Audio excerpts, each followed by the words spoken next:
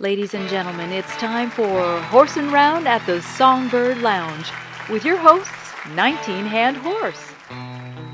Lowell Stevenson on drums and vocals.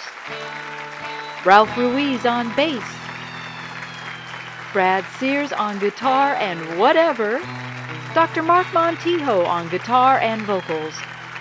And your hostess with the mostest, the mind behind this equine avian good time, Natalie Archangel.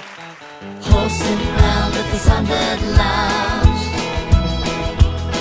Every ring can ride a roll and come on down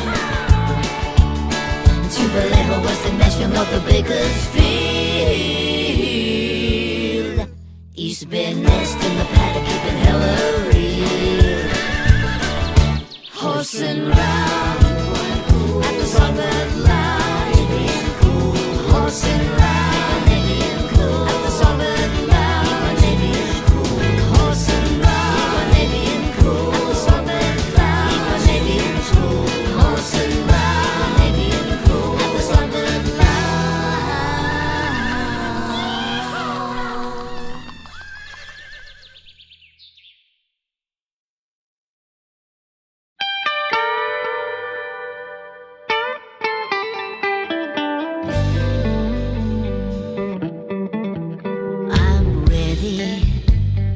ready as I'll ever be. Finally pushed past the bounds of my own stupidity. I gave the best years of my life to this rock and roll dream. Ripped the threads that I could stitch together apart at the seams. It's gonna be a wonderful night, and if the band plays it tight, the ghost of Patsy might tap me on the shoulder and say, no falls or pieces, forget. It's crazy 'cause there's hope yet. You know the shoulders you stand on when you're back in baby's arms.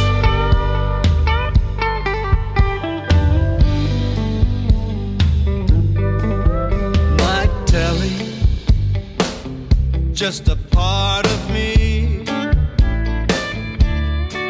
and I'll play it the way that I want to, like I'm 17. It ain't about making myself into a rock and roll king.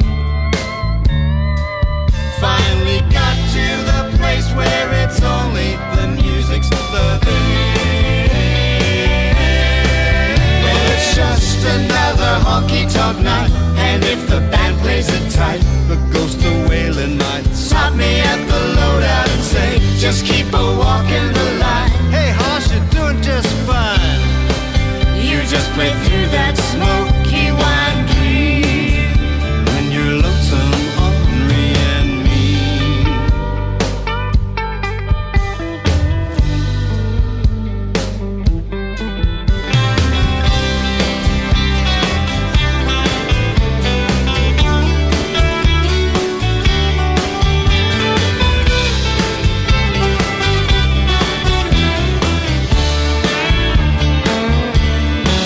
We gave the best years of our lives to this rock and roll scheme.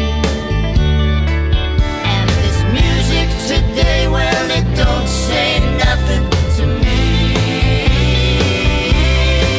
Well, it's gonna be a magical night, and if the band plays it tight, the ghosts of Johnny and June could whisper soft in the wings. Play on in fiery rings. When you're in Jackson, you'll sing like you're a big mouth woman and not so long-legged guitar picking man.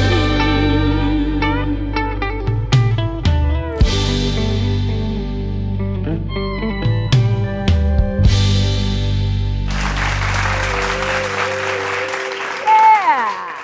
Just another honky-tonk night. Thank you so very much. And welcome to Horsin' Round at the Songbird Lounge.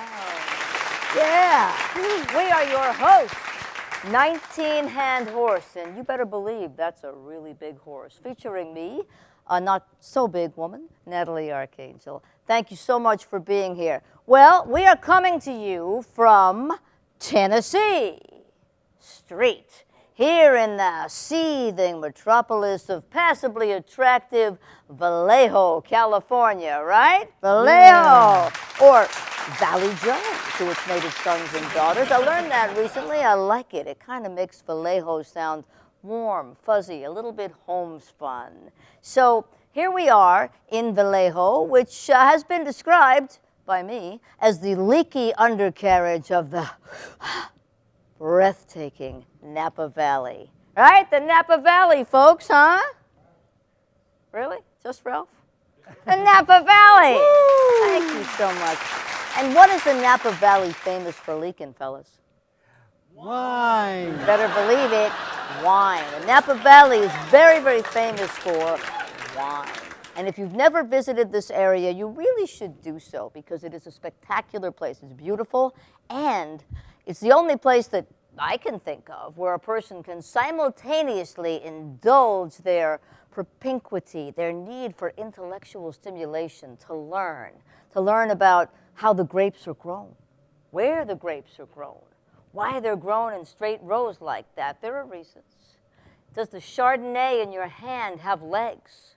Would they look good in fishnets? The art of the sommelier. There are so many things a person can learn on vacation in Napa Valley, all the while getting rat-faced drunk, right? Yeah. Day drinking isn't just condoned up here. It's a way of life. Yeah. In fact, you haven't been kind of upscale hoity-toity blind drunk until you've been on a wine cave tour. About halfway through, you'll be walking around in low light, trying to remember which oaken barrel holds which wicked elixir. And you'll look up, and you may note that the bats are so lit, they're hanging right side up.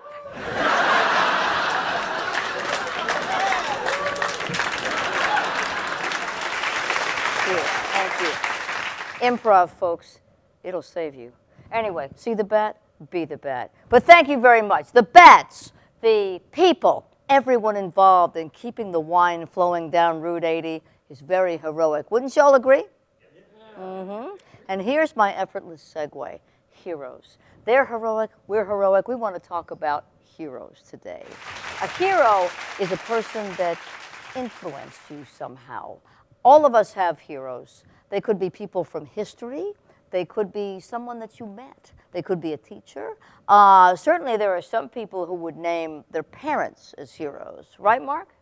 Yeah, I don't think that our kids would necessarily, no. But there are people's kids who would, and that's a beautiful thing. But we all have heroes, and we'd like to discuss that in this segment today. So I'm going to start.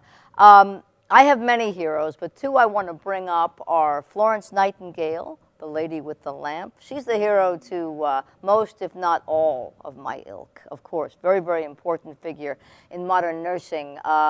Really took the sting a little bit out of the Crimean War, and that wasn't such an easy thing to do. And the second one is George Bernard Shaw, Irish playwright, an amazing playwright, a truly fantastic person. That Irish sense of humor, I'm glad. He had a fine sense of humor on him. And he didn't start writing plays until he was a mature man, shall we say, right? You say that, right? Mature man? I'm not calling anybody out. But anyway, George Bernard Shaw wrote wonderful plays. He was also a vegetarian bike rider, which in my book makes him just about perfect. But let's talk to the band a little bit. On drums and vocals on the throne, let's talk to Mr. Lowell Stevenson. Lowell, who's your hero? My hero is Dory Miller. He was a cook in the Navy. During World War II, Pearl Harbor hit. He dropped what he was doing, manned a machine gun, shot down I don't know how many planes. Because of that, he was awarded the Navy Cross, the second highest cross medal to be awarded in the Navy.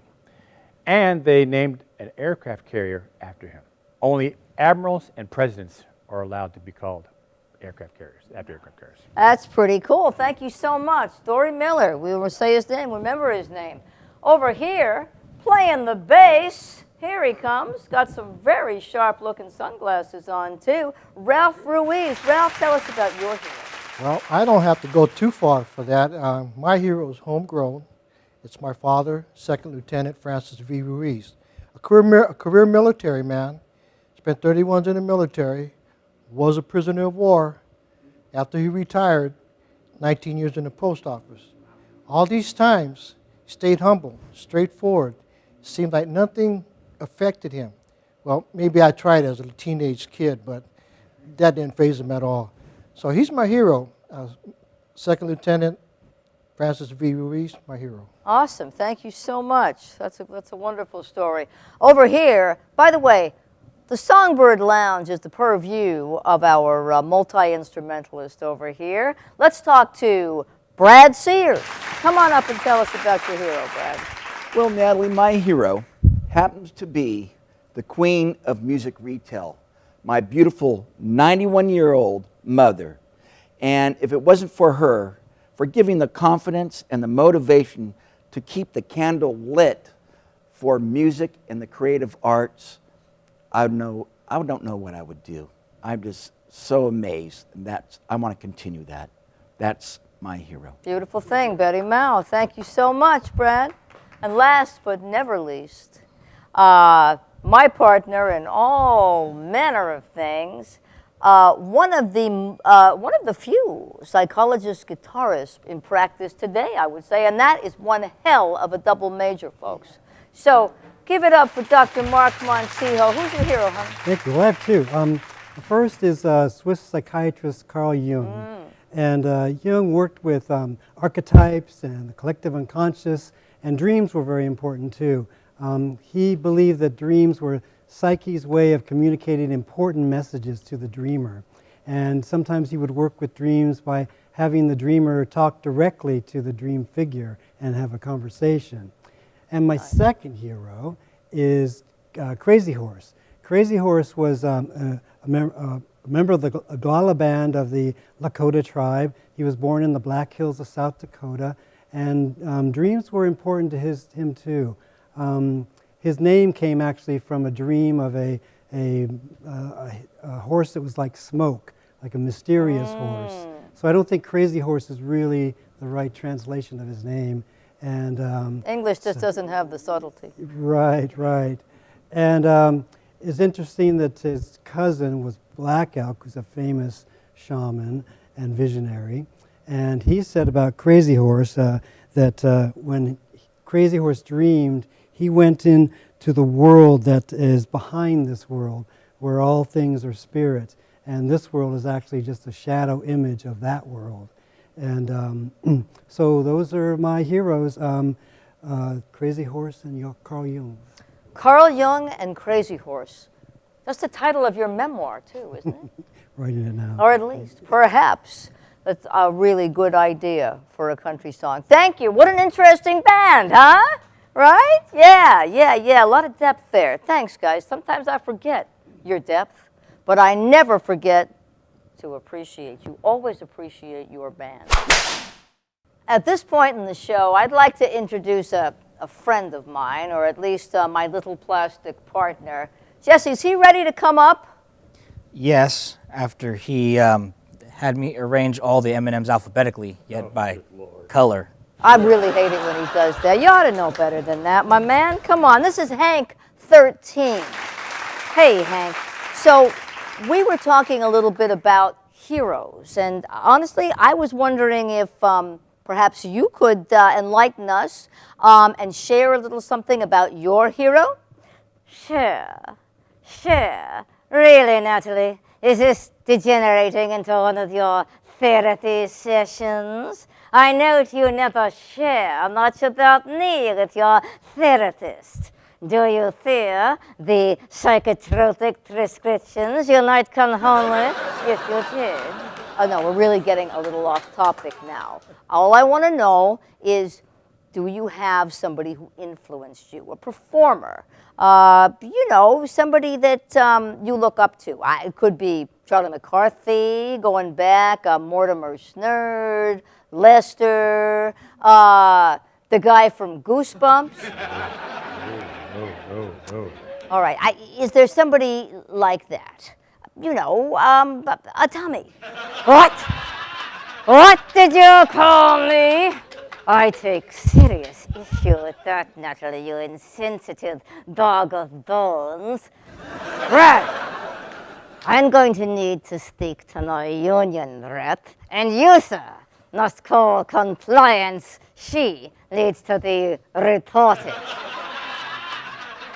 Natalie, this is just going to take too much frickin' paperwork. Okay. Look, now you're making Brad really angry. I'm sorry, okay? Is there a way we can work this out without involving compliance, without involving your union? Maybe you can educate me, enlighten me. How is it that you'd like to be called? Is there something I can call you that wouldn't be offensive? Very well. You may refer to me as a diminutive, underling, noster manipulator, in extremis. Well, okay, that's a mouthful, all right? That's a lot. Is there an acronym? Is there something, is there a shorthand for me? It might be a bit much for your fleshy nose. You may refer to me as a D-U-N-N-I-E, or Dunier from the French. Dunier from the French, all right? So is there a Dumier that influenced you in particular? Is there somebody that you look up to? In fact, there is. Would you be willing to discuss that person with us right now? I don't see why not. Are you going to be able to do that now? Of course. Are you going to make us wait to the end of the show? Yeah, I'm at the edge of my throne, and I'm standing up, and my throne's way over there. Good point. Ralph, I thought that bass players, much like iguanas, were known for their patience. Did he just call me an iguana? Iguanas are cool, Ralph. Oh. Very good, Jesse. The rest of you should listen to the Zoomer. He's one cool cat. At least I think that's what you music types like to be called, eh, Jesse? Well, you see, Ralph, I'm a cat. I guess I'm cool with it. And lo, why is it that drummers all behave as though they're kings, sitting behind thrones? For God's sakes, all you do is hit things for the entire set.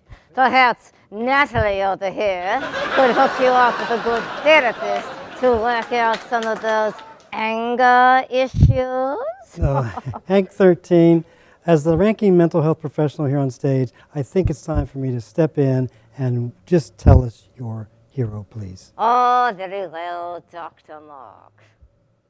My hero is... Oh, good Lord. Come on, Lo. My hero is... My hero is... Chucky! Jesse, take him, please. You sleep in the house with this same guy? Yes, we sleep in the house with that guy.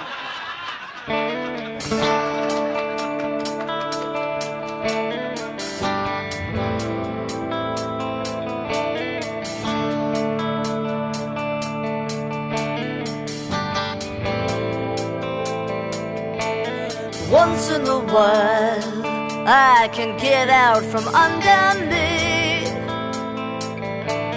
Once in a while, I can open up my eyes wide and truly see.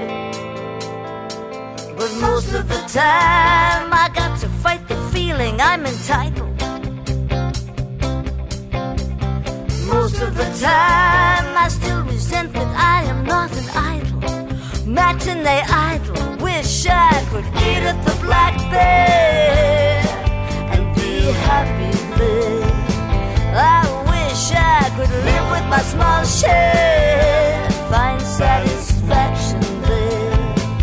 I'd like to let gratitude fill me from head to shoes and be like Ray Wiley Hubbard, Mother's Blues. now there's a remarkable dude. Once in a while, I don't drip dread from every pore. Once in a while, I can drive past the liquor store. But most of the time, I plaster on my poker face and fake it. Here in my mind, I'm bent over a Chevy hood and taking it. Yeah, I'm taking it. Wish I could eat at the blackbird and be happy there. I wish I could live with my small share, find satisfaction there. I'd like to let gratitude fill me from head to shoes and be like Ray Wiley Hubbard, Mother's Blues. Now there's a remarkable dude. You know, sometimes I sit and wonder, at 30 years of making like I'm full, when I'm still living with the hunger. Yes, it's a hunger.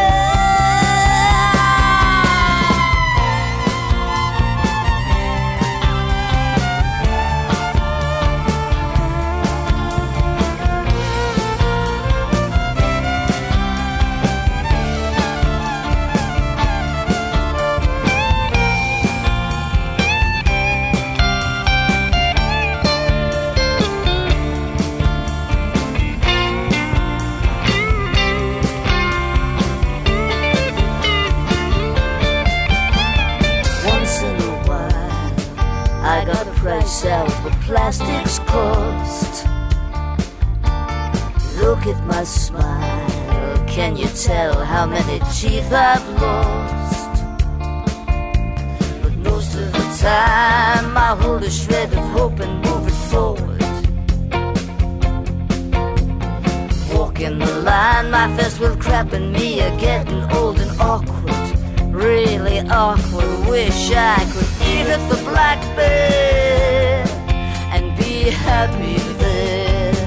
I wish I could live with my small share, find satisfaction there. I'd like to let gratitude fill me from head to shoe and be like Ray Wiley Hubbard, Mother's Blues. Now there's a remarkable dude. Oh, I could be like Ray Wiley Hubbard, Mother's Blues. Now there's a remarkable dude.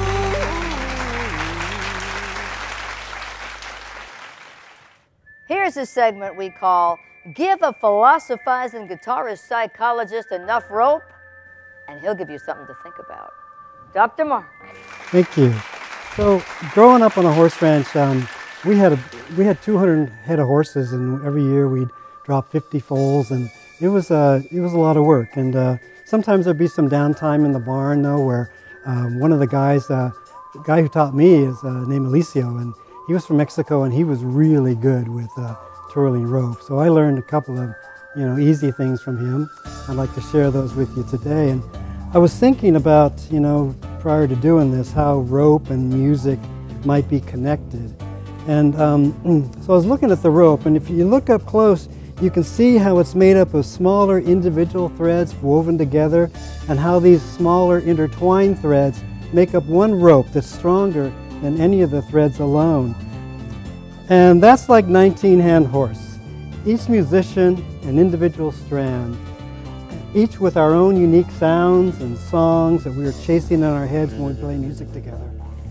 And when we play each song, all these diverse elements weave together and create something transcendent, something beyond the limits of material experience or knowledge, a song of belonging to something greater and stronger than any one of us alone. It reminds me of something that Patrick Ness wrote. It's a song of belonging that makes you belong just by hearing it. It's a song that will always take care of you and never leave you. If you have a heart, it breaks. If you have a heart that's broken, it fixes. Like how stars might sound, or moons. It's a sound like one planet singing to another, high and stretched and full of different voices, starting at different notes and sloping down to other different notes, but all weaving together in a rope of sound that's sad but not sad, and slow but not slow, and all singing one word.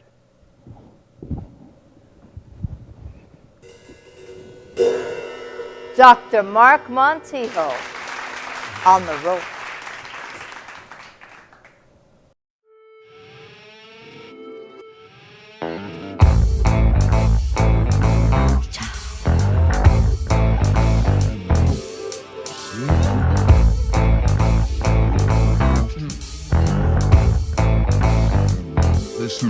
They say death begins in the colon, but it really takes a hold in the mouth. You wake up each day praying it's O, not R-A. Maybe you don't know what I'm talking about, but you will, my friend. Welcome to the beginning of the end. So you better start reveling in your irrelevance. Slow the grinding of the day after day. Revel in your irrelevance. Fuck the kids and everything that they say.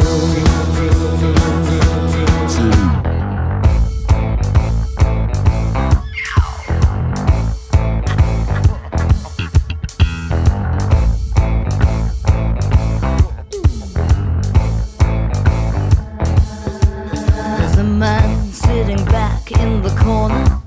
Well, I hear he made his fortune in ties.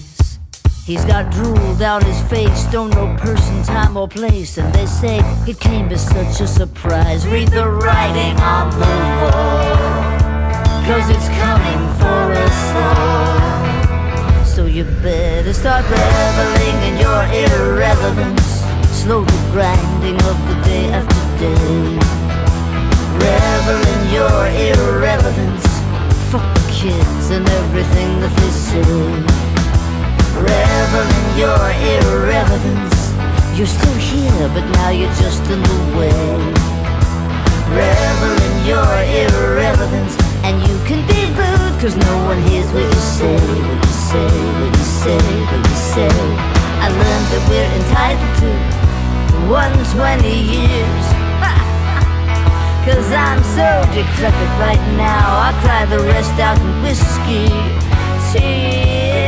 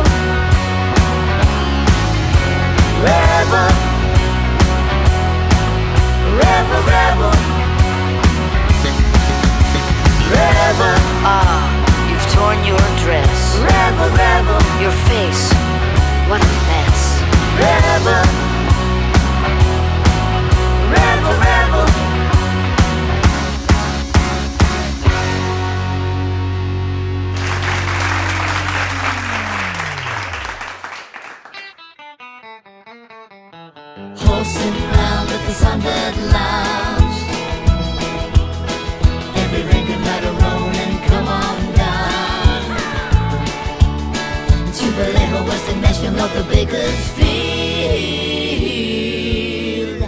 East Bend nest in the paddock, keeping hella real. Horsin' ride.